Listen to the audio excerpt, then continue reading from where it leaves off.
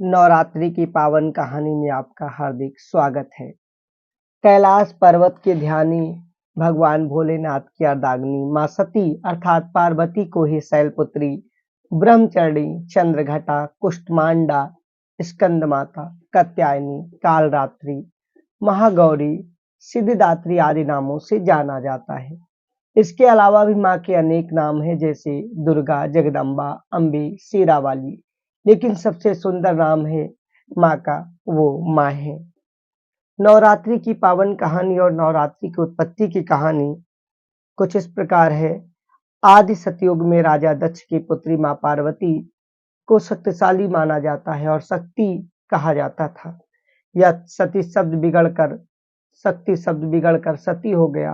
पार्वती नाम इसलिए पड़ा कि वह पर्वत राजा अर्थात पर्वतों के राजा की पुत्री थी और राजकुमारी थी, लेकिन वह भस्म रमाने वाली योगी शिव के प्रेम में पड़ गई। शिव के कारण ही उनका नाम शक्ति हो गया। पिता की अनिच्छा से उन्होंने हिमालय के इलाके में ही रहने वाले योगी अर्थात भगवान भोलेनाथ कैलाशपति शिव से विवाह कर लिया। एक यज्ञ में जब दक्ष ने पार्वती अर्थात शक्ति को शिव को न्योता नहीं दिया, फिर पार्वती शिव के मना करने के बावजूद अपने पिता के यज्ञ में शामिल होने पहुंची, लेकिन दक्ष ने शिव के विषय में सती के सामने ही शिव को भला बुरा कहा। अपने पति परमेश्वर के बारे में ऐसी बात सुनकर सती अपमानजनक बातें सुन बड़ी क्रोधित हुई, उनसे रहा ना गया।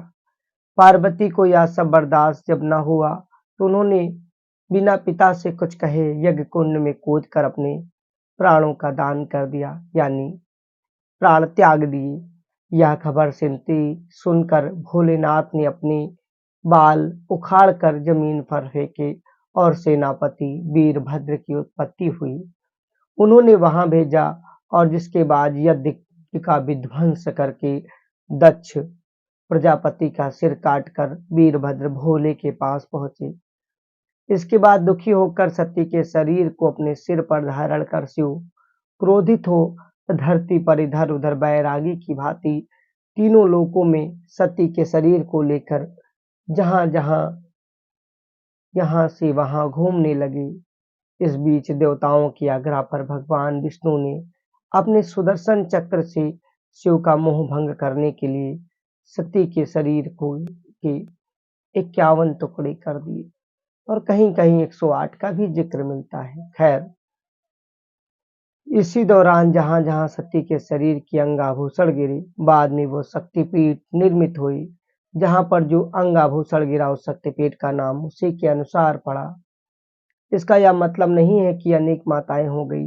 माता पार्वती ने ही शुभ निशुम्भ महिषासुर आदि राक्षसों का वध किया और माँ के ही अंश शरीर के हिस्से के रूप में अलग अलग माँ के नामों के साथ माँ की ही पूजा होती है। माँ के एक हाथ में तलवार, दूसरे हाथ में कमल का फूल, पीतांबर वस्त्र, सिर पर मुकुट, मस्तक पर श्वेत रंग का अर्धचंद्र तिलक और गले में मणियों की मोतियों की सुशोभित माला। माँ हमेशा सिर पर सवार रहती हैं।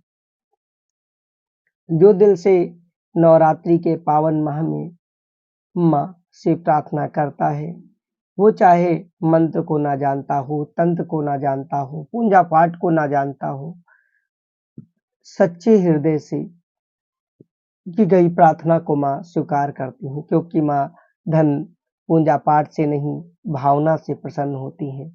माँ तो बस माँ होती हैं और भावनाओं की वो की हैं।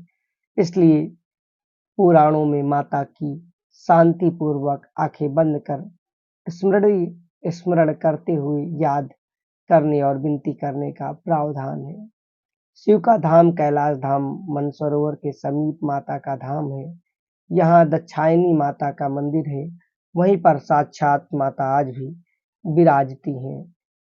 नवरात्रि की इस कहानी और पूरी जानकारी आपको कैसी लगी? नवरात्रि के पहले दिन की आप सबको बधाई। नवरात्रि के 9 दिन मौन व्रत रहने की वजह से नवरात्रि से पहले इस वीडियो को रिकॉर्ड कर रहा हूँ। इंडिया ब्लॉग पर आपको ऐसी ही भक्तिमय जानकारी और विशाल की रिपोर्ट पर महत्वपूर्ण खबरें मिलती रहेंगी। विशाल गुप्ता को दीजिए इजाज़त। जय हिंद। चैनल को लाइक शेयर सब्सक्राइब करें। अगर